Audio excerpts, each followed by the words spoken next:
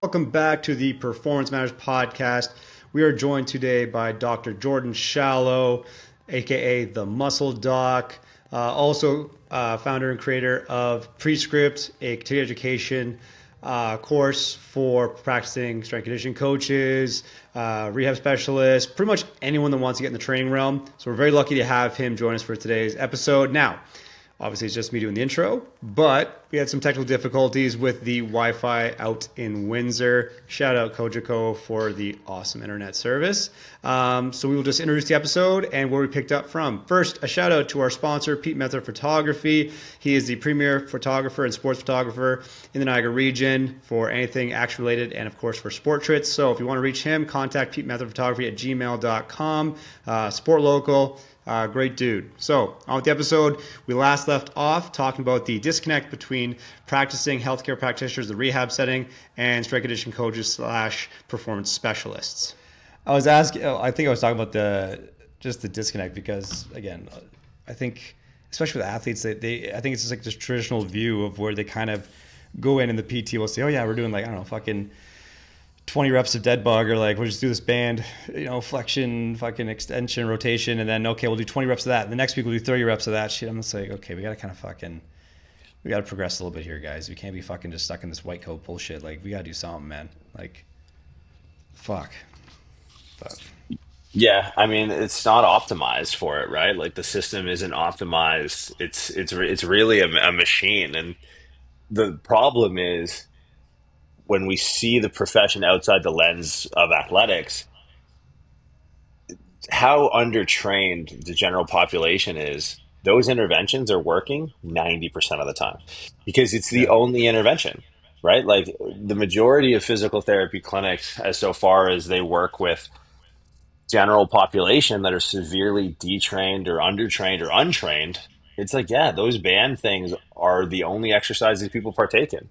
And yeah, the more is just better than the not they got before, and the novelty of that stimulus is enough to give a really potent confirmation bias to the practitioner, and force them to think that an athlete is somewhat of an outlier if that stimulus doesn't scale to improve their their shoulder, their hip, their knee, their low back, whatever. So the unfortunate part is that the general public is so untrained that these clinics can operate in perpetuity with this archaic mindset and be successful as so far as the majority of their population benefits from it. yeah. No, you're absolutely right on that one. Fuck, like it's almost like you said, like they're outliers. Like the most high performing athletes are outliers. Most gen pop people are severely detrained or undertrained, and any stimulus is gonna be better than no stimulus. It's like, okay, how do we eventually fucking progress them to something that's more than this, more than that, and then hopefully optimize it for whatever their situation might be. I kind of want to talk about biomechanics a little bit because I feel like this word is fucking butchered. You know what I mean? I feel like biomechanics is fucking butchered. So, like, again, social media has a whole bunch of stuff, great for information, but also it could be, maybe misconstrued or whatever like that. So, like, how would you define biomechanics and like apply that in your own education, and everything else like that? Because I think people have different perceptions on it. You know what I mean? Yeah, so biomechanics is really an umbrella term that I think is worth a little bit of a history lesson of how we got to our current understanding of biomechanics, so that people don't make the same mistakes that we've already corrected for in the study, right? Because like that's where people Yeah. miss that point. Like in any other field, like take philosophy for example. If you read a philosopher out of context, it may not be that jarring. It may not resonate with you, but you need to understand like philosophy as a field of study and how it's evolved and how that person is injecting into a body of work or a study within a field up until that point in history. Biomechanics is very similar to that, and not like one of the first things that I'll do when I talk to whether it's a coach that we're working with or looking to hire, or if I'm consulting on behalf of a team in helping them hire staff, is I go to like, where did you come from? Like, what is your understanding of the history of this field, and how are you contributing to it? Because if you don't if you don't know Poliquin or Czech or Buddy Morris, or even going as surface level as Louis Simmons, rest in peace, or Charlie Francis, like if you don't know Yeah. where RIP. this field has come from, you don't know how you fit into it, right? Like, so you Yeah. don't. So biomechanics is much like that. So a little bit of a backstory on biomechanics as a field of study. A lot of times, biomechanics was this. It was really physics applied to the body, which is what biomechanics was.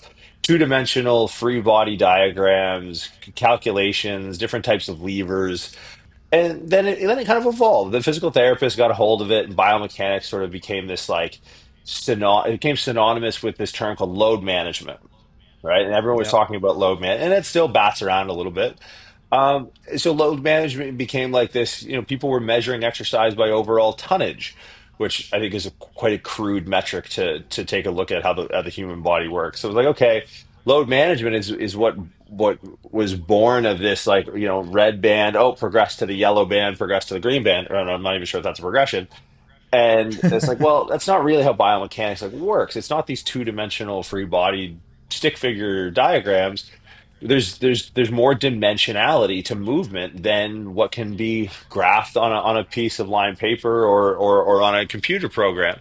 So, then it evolved to, like, really hyper focused in technique and execution, which I think is the trend now we're just pulling out of the other side of, is, people hyper fixating on specific cues, isolating particular muscles. And where I think we're landing now, I hope, is because all of those things are under the umbrella of biomechanics. But I think what's rounding out the current field of study of biomechanics right now is the idea of exercise selection being kind of at the tippy top of the ability to do all of those things, right? Like, doing Yeah. something right, proper technique, et cetera, is great. But if you're not doing the right thing, you have a meta problem to solve. And the real load management tool is the constraint of the exercise that you choose, right? So, biomechanics is the study of human movement by and large, but applied biomechanics is, sure, it is the free body diagram. It's understanding torque and moment arm and levers, and then resistance and strength curves, how the external environment impacts the internal environment, and having some sort of anticipatory data and the way muscles are going to behave and the way the external load is going to behave. And then it is load management to a degree. And then it is exercise execution, but it is also exercise selection, right? So it's an umbrella term that helps describe the science of human movement, but you have to respect that, like the study of anything around the human body, it's inexact at best, right? Yeah. Go spend a day in the operating room or a day in the ER and watch how inexact the science of human beings is, and the variability contained within it. So, that's how I look at uh, biomechanics as a field of study. Understanding its lineage, understanding how we got to where we are, can allow us to make predictions about where the field is headed, and how we're going to get there.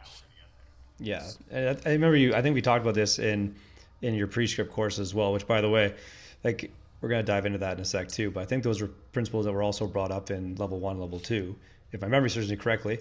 But yeah, you've like fuck, like it's legit. You've created one of the most legit continuing education platforms in prescript.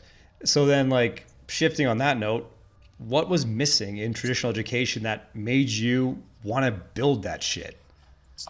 Yeah, uh, the good question. I think stovepiping different disciplines that are more alike than different, right? So I just had a unique opportunity to, come from an athletic background, to get into, high level strength coaching. I was a strength coach at Stanford University.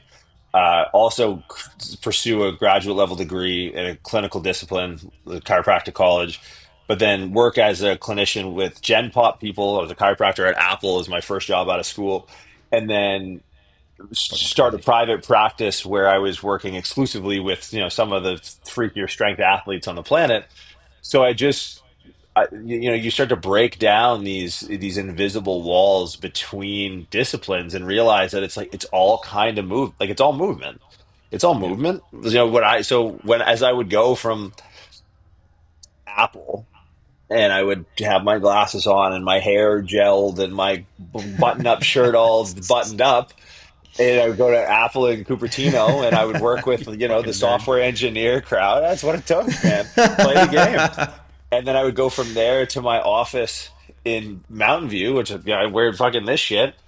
and people thought I was a janitor. And then I would go put my, my New Balance on, and I would tuck my fucking Stanford polo into my khaki stretchy pants and be a strength coach at Oh Stanford. god. And I was just like, Yeah. I'm doing the same shit. It's all on the spectrum. So, the evolution of the business itself is a bit of a long-winded story, but the impetus of it was just being able to just be immersed in movement all day, every day for like a Yeah. decade. And then, I also got to see it through the lens, and I think this was a big catalyzing agent was cadavers. I Yeah. spent GA in a cadaver lab during grad school, cutting open dead bodies. So it's like you go from the dead body to like the prenatal corporate software engineer to the collegiate NCAA Division One athlete to the guy who wants to deadlift 900 1,000 pounds, and then me myself going in and pursuing my own brand of training. It was really just breaking down the barriers between the disciplines and going like, yeah, like it's all out there, man. Like there are no circles of the overlapping Venn diagram. Like it's all just one thing. Yeah. And too many places were gatekeeping information or stovepiping a discipline in some matter of self-preservation where I was just like, man, why? Like you can help so many people, I think. I hope that was kind of the goal. Yeah. If Fuck. we start to break down these barriers and just look at it like movement. Maybe it's like pride or something. Maybe it's like an ego thing. I don't fucking know. Yeah, it's tough, man. Like, look, I spent a shit ton of money to put on the team chiropractor jersey, and there's a camaraderie that comes with enduring that you want to see endure into the future, so that you didn't squander your resources and squander your time. So, I get it. It's just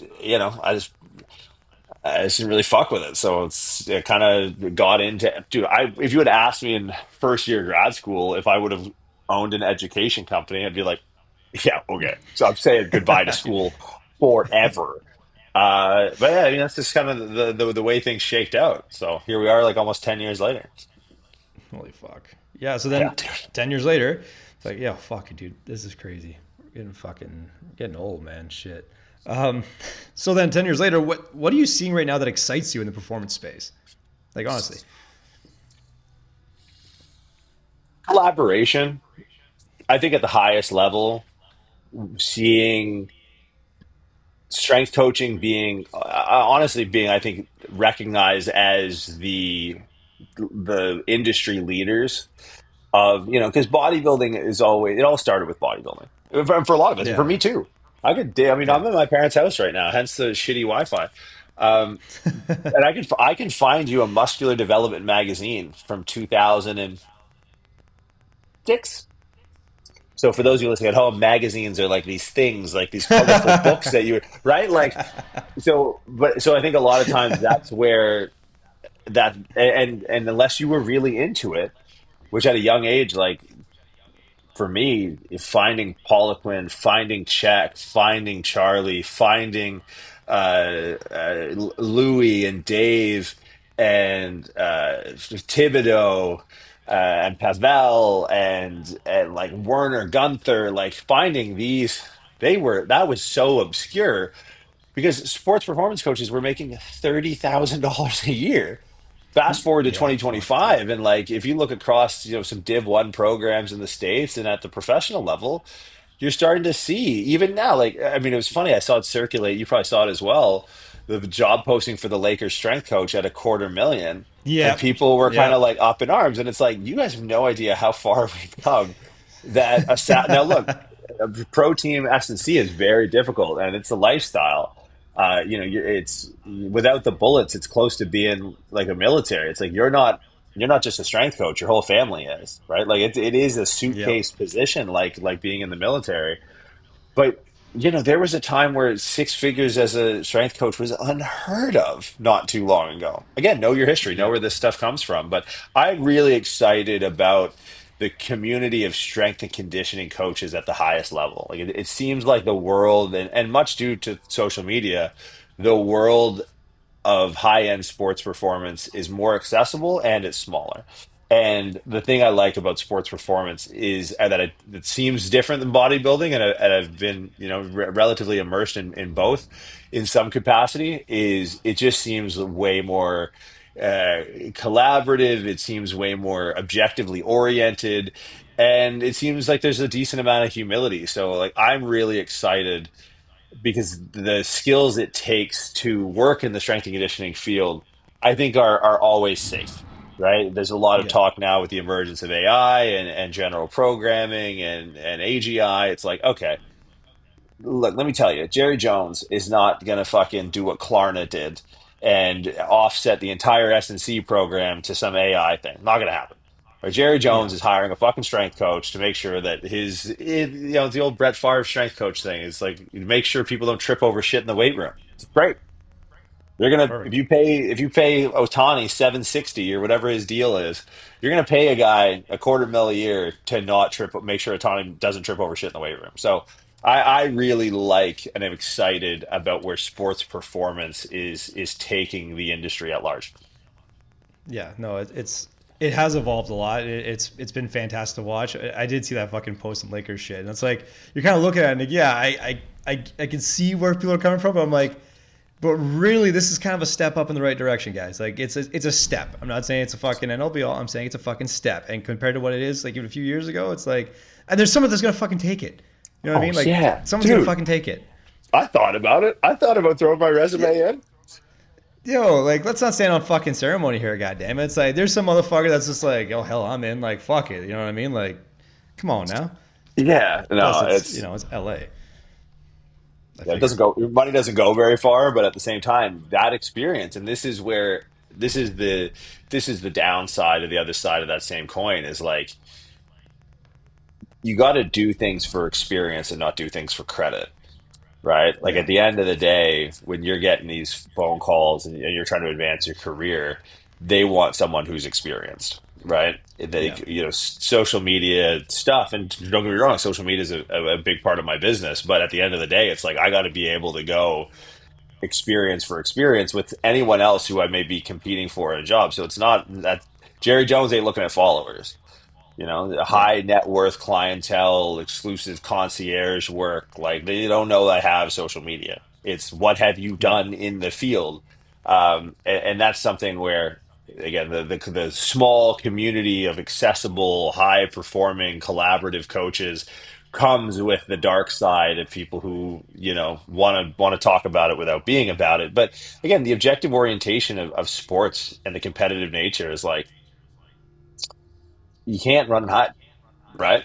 Like yeah, success leaves clues, and it's the same people in the finals, and it's the same people, winning championships. And if you look at it's the S&C programs of all the top sports that are winning right now, when the people that are behind the scenes, they are all top quality, and that's no coincidence.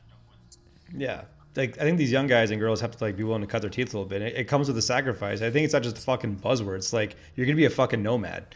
Like you're literally gonna be a fucking nomad. You're gonna be probably like paid shit for a while, and because it's like what's gonna separate you from the other guy besides your master's degree or whatever other degree you have? Like you're gonna have to just do the fucking thing and get fucking results at some regard. Like, and then I think that's the other question too is gonna be like how are you evaluated? Because if you're a strength conditioning coach and you're going into like these performance programs, like an AD is the one fucking writing the checks.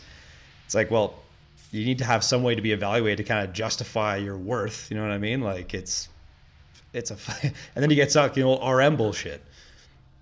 I mean, I think the evaluation, and this is a good question. I was talking to one of my buddies, Nick Ridpath, this morning about this. In the world of strength and conditioning, your value is the win column, nothing Yep. else.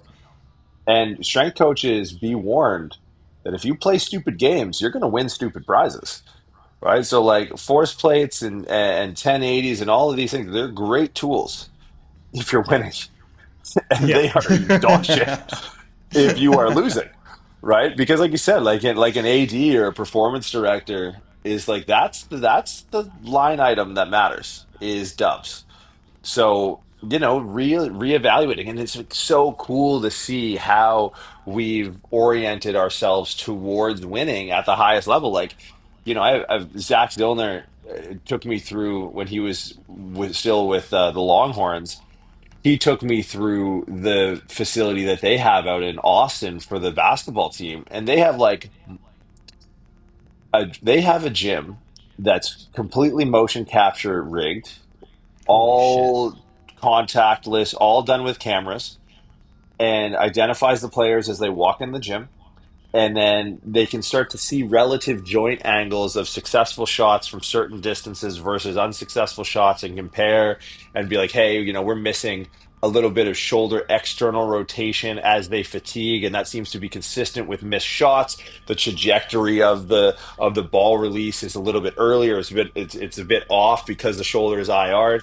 How can we improve the capacity to externally rotate the shoulder as fatigue onsets? Like, well, now we got a problem to solve, right? That's a metric Yeah. that is focused on winning, not like, Yeah. well, your counter movement jump is like, what the fuck are we doing here?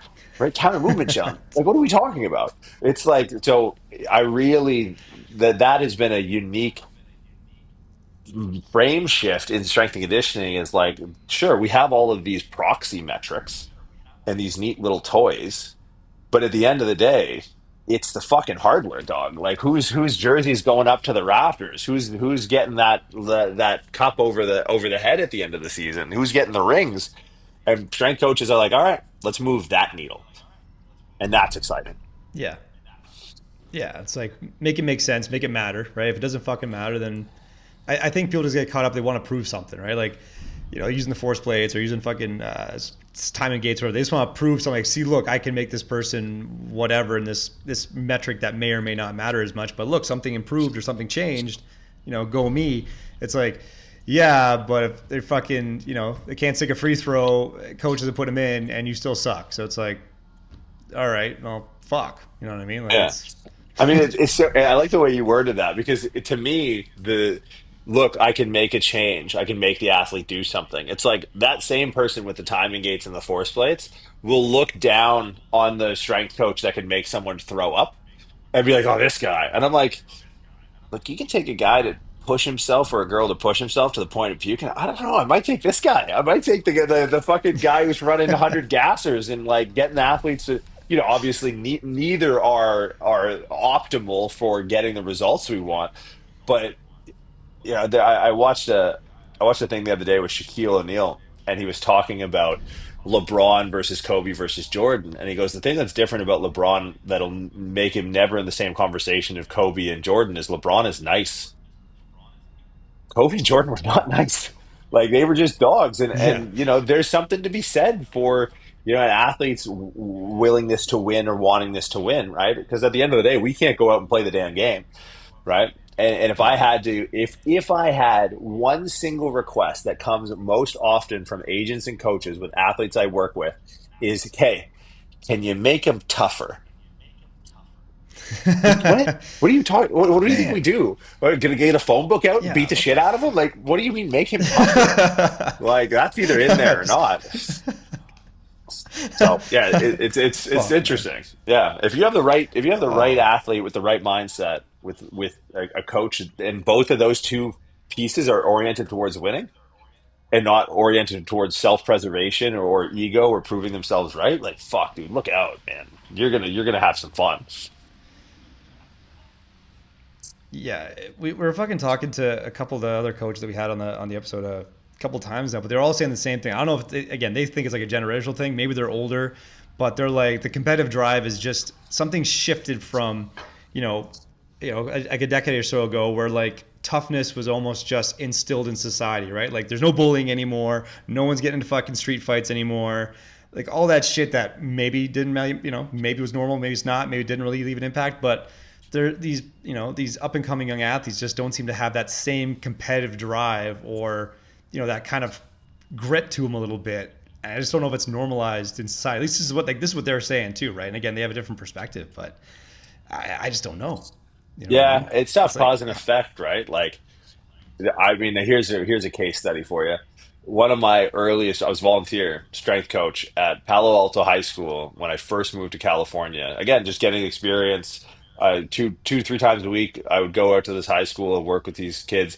Now, for those of you familiar with Palo Alto is one of the more affluent area codes I would say it's up there in the world, right? Palo Alto is where Stanford University is. It's actually Palo Alto High School is right across the street from Stanford, but just east of the 101 highway is a neighborhood of East Palo Alto. Mhm. A lot changes when you go over the 101 highway. East Palo Alto is, as far as the Bay Area goes, at least in the South Bay, outside of Oakland and Berkeley on the other side of the bay, is one of the more dangerous places you'll find in that region of California. And Palo Alto High School is open registration. So you got Yeah. kids getting dropped off or getting picked up rather from practice from, a nanny in the dad's Maserati because he's CEO of a Forbes 100. And, there'd be times where I'd have to drive kids over the 101 highway to back to their place in East Pally because they didn't have enough money for bus fare. And it's like, I gotta tell you, those East Pally kids were fucking dogs, man. And like, don't get me wrong, there's some kids who grew up in good standing that had a competitive edge that showed to work. But on the averages, bro, like it was different. It was a different type of survival. Like those kids were fighting for something, and that's still out there. And it's unfortunate that that's what it takes, but yeah, there does seem to be a sanding of the edges societally that has led to, or at least run adjacent to, sports being a little bit more skill based, a little bit more refined, a little bit less aggressive. But I mean, at the same token, like look what the UFC has done in that time, Yeah. right? It's one of Yeah. the vastest growing professional sports franchise of all time, and probably one of the most valuable. So, have we just concentrated like before UFC? You could turn on hockey night in Canada, and see Marty McSorley take Donald Brashear's head off with a hockey stick, full fucking lumber chop to the dome. And it's like, all right, well, hockey is refined, but we have this Roman Empire era fight to the death going on every Saturday. So, it ebbs and flows, but I think sports are so much more entertaining now as a byproduct Yeah. of that refinement process. And if you want your barbarism, we have the UFC. Need your fix? Just go watch guys beat the shit out of fucking each other. It's still an option. Oh man. Um, sorry. Fuck. That's funny. Um, I wanted to kind of talk about intensity when it comes to, especially for strength coach, when it comes to prescription of the exercises, the drills, the things to do. So how do you think coaches should think or regard as intensity? Because again, traditionally it was like, okay, RM, percentages of max, one thing. Now it's like, okay, you have VBT, you have percents of VDEC and everything else. You know what I mean? And it's cool following like Hunter Eisenhower with like his force system and things of that nature, right? So how are we kind of gauging intensity? Like how should we rethink intensity? Like what does that mean? Mhm.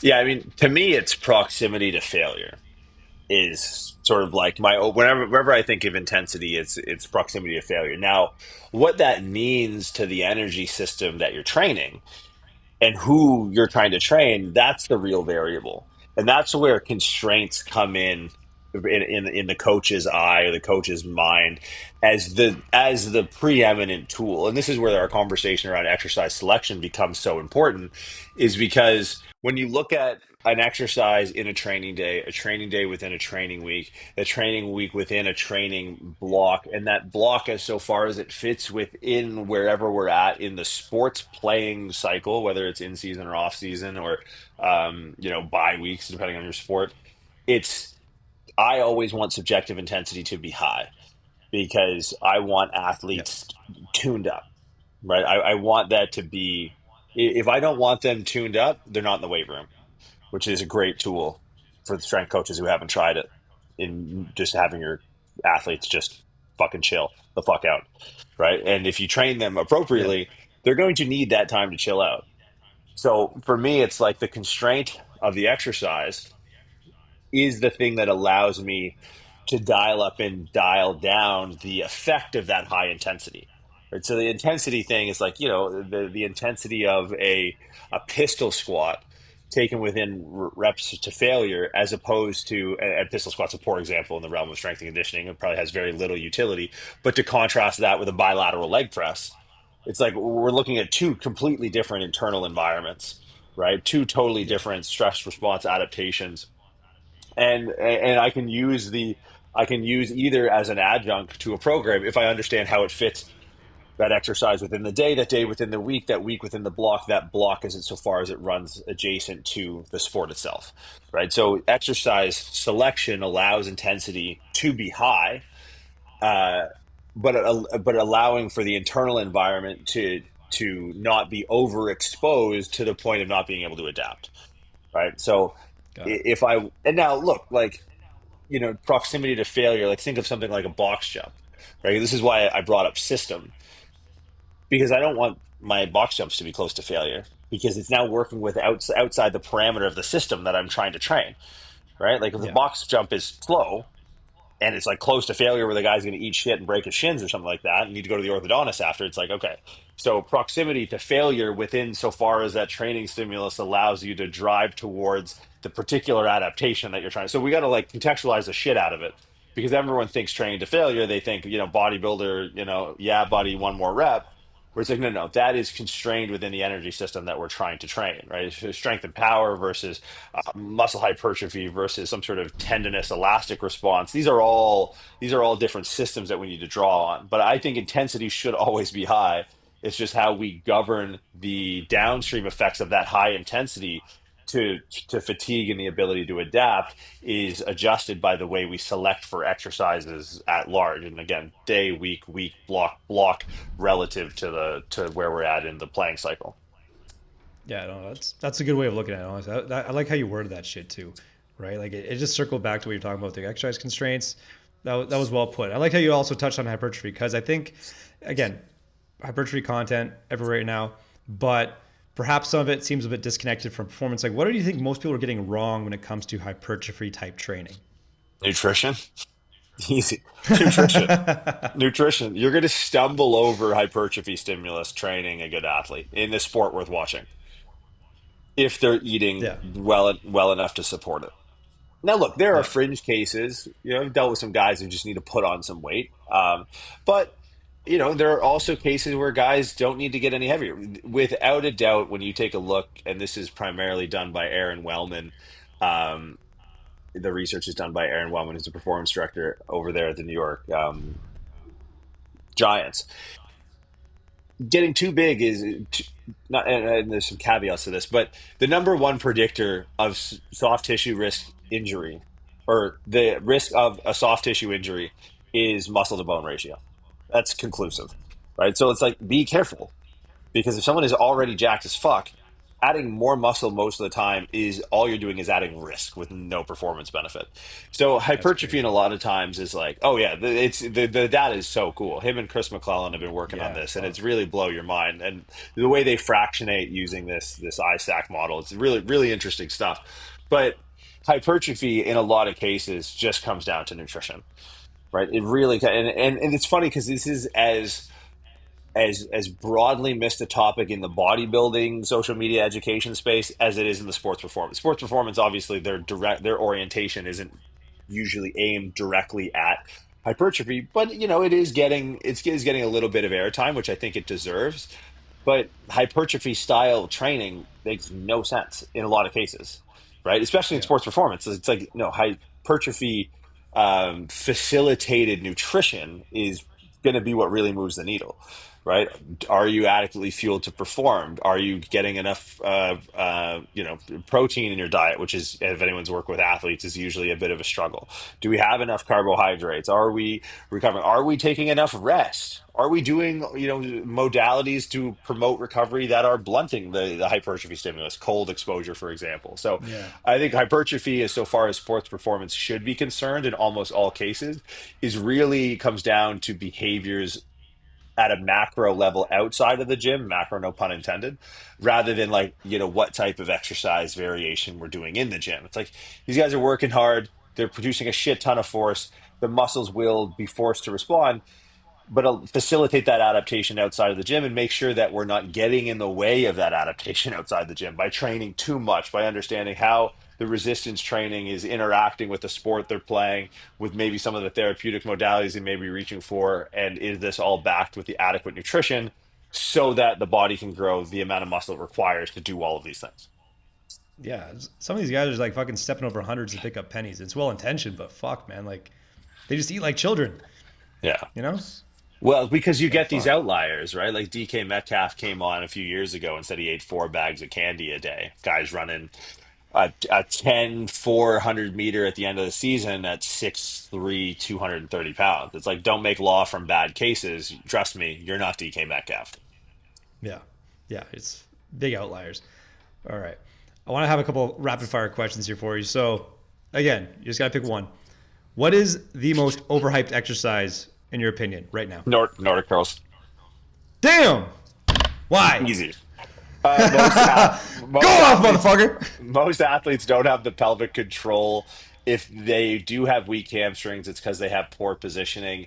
And if their hamstrings are weak, it's likely because we're using them more when we don't realize it rather than less because of said poor hamstring control or pelvic control. So increasing the amount of exposure is just a really, if there is a benefit, it's to try to teach pelvic control, but there's way more efficient ways to teach pelvic control that may carry over to activities like sprinting where the hamstrings become problematic, and do so with incurring a far less collateral than training a muscle overloaded at its fully lengthened position. Damn. You're gonna piss off so many Uh, fucking coaches. look, Oh. and but here's the thing: I'll still use them. They're just overused. But I'll because it's like to me, like if you ask me a general population, that bird dog is the same thing. Right, the bird Yep. dog is a low stimulus anti-rotation exercise for your center of mass as well within a meaningful base of support, except I still use it. But I use it with an 85-year-old client who's extremely unstable, and that's the where I meet them where they're at. It's just we Yep. over the Pavlov press would get the silver medal there. It's like anti-rotation of a 30-pound cable stack when this guy's pick and roll a guy that's 280. It's like, what are we doing here? So yeah, because like, look, it's there's no such thing as there's no such thing as a dumb exercise. Just and I do think like if they're honestly if someone's listening to this and they've they found our doorstep, I would argue that most people who are hearing this, if we were to sit down and discuss this in dialogue and sit down in case studies, I guarantee we would all arrive at the same place as far as exercise. So what I'm saying is don't fucking DM me and don't jump in front of the bullet. Like you're doing great. If you're using it, like I just it is an exercise I see a lot. Hamstring, like I'm very Everywhere. close to the Everywhere. foot. Well, I'm very close to the football world. Yeah. I work up and down from college up to pros and after with NFL vets, and it's like the hamstring problem is on the rise, and the use of Nordic curls is on the rise, and it's like, are we chasing the problem or like so? And again, causation correlation. I never want to be like an injury whisperer. Like I don't like people, like, but it is to me Yeah. something that's overused. But look, it's something too it's relatively low skill to teach.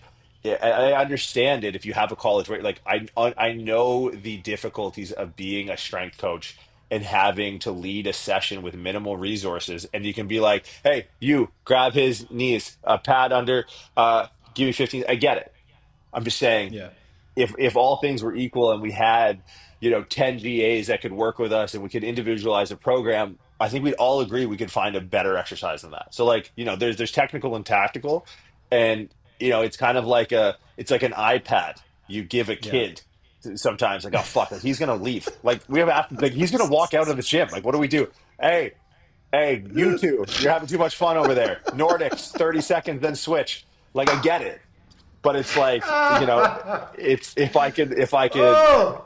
if I could sit down with a coach that uses it, and we could talk through the efficacy of its application, I think more often than not we could probably find a better tool. But it's a tough job to get everything right, and I would never try and judge someone based off of just what I see on the internet. But it is from what I see. It's so I'm like, you guys are dealing with super freak athletes that can do this Yeah. well because it's a difficult move to perform, uh, and it's one that when it is performed well, it probably doesn't need to be done.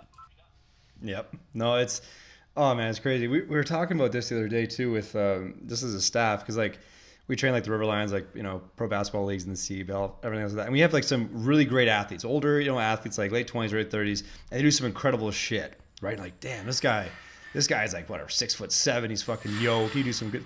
All of a sudden, like you say, okay, just do like a body weight split squat hold or something like that, or like just do like a pogo hop on the spot or some shit like that, and they're just like, oh, I can't do it. Oh, it hurts, beats up this. I can't be too sore. I'm like, but you're going to go out there and fucking play 28, 30 minutes on the goddamn court and fucking cut and body motherfuckers. But, like, shit, man. Like, it's almost like the same thing in reverse. It's like, okay, bulletproof your fucking hamstrings, Nordics. And you're just like,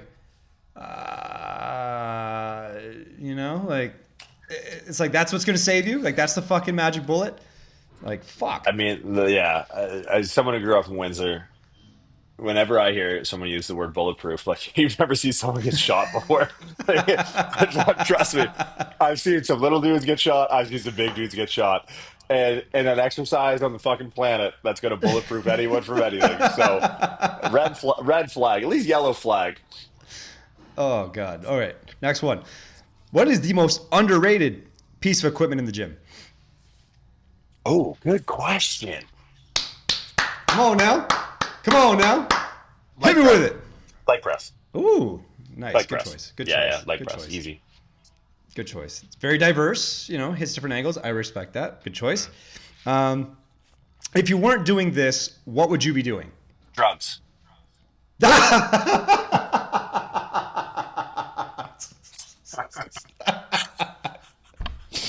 Oh, nice. Next What kind? question. Ooh, probably something like I don't know, probably like LSD, mescaline, Damn. something. Yeah, I like the idea of going to space while still having my feet on the ground. Probably those. Yeah. Oh, man, it's fucking amazing. Best advice you've ever received? Some money's not worth making. Good fucking answer. Just because you can doesn't mean you should. Love that. That's right. And like, hey, man, you can fucking pimp yourself out in a street corner Saturday night. You should be fucking rich. And then the last question: what does performance mean to you now? Uh, it's two parts subjective, one part objective. All right, which to me kind of leads right back to the whole like what is evidence versus research. So to me, it has to look better, it has to feel better, and it has to be objectively progressing off of some axis, right? It has to be faster, it has to be heavier, it has to be done in less time, higher density. So I think it has to have those three components to be considered performance. If you're missing one of those, That's it. the ability to be consistent in that endeavor over time will undoubtedly wane, and you'll get beat by someone who gets all three right. It's the tortoise and the hare, right? So, as an object, like if I'm coaching someone, Yeah. it has to the execution of their movement has to look better. It has to show that some level of motor learning has been accomplished. If the athlete's feedback subjectively, it does have to feel better, especially in athletics. These guys are all feel, girls all feel, right? So if it's Yeah. looking better to me, but it's feeling worse to them, non-starter. We got to have all three, or it's not at all. And then lastly, it's is it progressible? Can we add more Yeah. weight? Can we do this faster? Can we get off the ground faster? Like, so there is those two parts subjective, feel for the person, the subjective interpretation of how it looks for the coach, and then thirdly, does it have the ability to be measured and be progressible by some stimulus? If it has those three things, it's performance. Boom. Fucking crushed it, man. Fucking crushed it. If you want to get in touch with you, learn more about you, obviously, big shout out to Prescript. I fucking had a great experience myself personally on PSL level 1 and level 2. Just the in-depth shit. Like it was like looking through shit with a different lens. So shout out Prescript. But if guys or girls want to get in touch with you, where can they find you, learn more about you, fucking pitch it out. Yeah, the Instagram's the best. The underscore muscle underscore doc. Everything kind of spirals out from there. Or prescript is pre underscore script script. That's all our education, or www.pre-script.com. You should really get rid of the dash. Yeah, yeah. We thought about how is it that could we make our company as difficult to run and manage as possible. And it's what we're 10 years in and we're making it work. But yeah, we may. You know what? Is the domain name available? Who owns this? That's Who what you gotta owns do. You gotta go on that broke. That's what prescript.com? you. You gotta go to like a broker or some shit and just put it the highest bidder and just fuck. It's probably like some fucking medical doctor in India or some shit. Just make his day with some American Dude, dollars. You know, fucking like it's available. So GoDaddy.com, Prescript.com is for sale. Make an offer. perfect. I think I've done this before, and it was like something in the tens of thousands of dollars. Who the fuck? Oh, that's fucked. You know Someone what I mean? someone They probably know knows. who you are. Yeah, they fucking know who you are, and they're like, "This is good. This is like that's like getting McDonald's.com before McDonald's had internet." Yeah, I think me and McDonald's are on slightly different trajectories, but I do feel a little bit extorted. I don't know. Let's You do. see. I'm That's like fucking literally fair. look, $20 minimum offer. I'm going to do this right now. That's Estimated awesome. value Place a bid. 11,000. Oh, estimated value 11,000. 11,000. That's a lot, man. What made of money? What are we doing here? We'll see. All right. If I do, I'll Yo, let you know. fucking yo, gagging deep over there in India, fucking making bank, bro. Fuck. Jesus Christ. Hey, good on him. We all got a side hustle. I respect it. Guys, this is the Performance Matters Podcast. Thanks for tuning in. We're on Apple, YouTube, and Spotify. Like, subscribe, share with your friends, hug your wives, hug your kids, and we'll see you all next time.